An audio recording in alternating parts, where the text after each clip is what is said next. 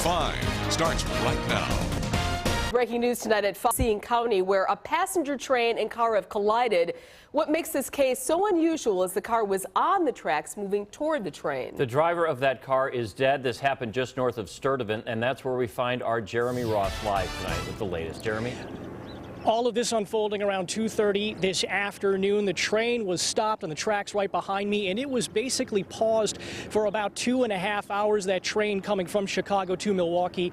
Friends of the man inside the car, the man behind the wheel, tell us that they believe he was driving directly at the Amtrak, hitting it essentially head on.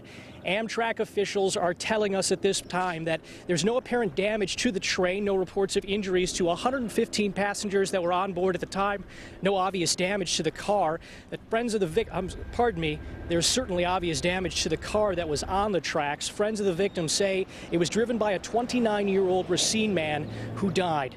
They say he recently lost his job and suffered from depression. They describe this as a suicide.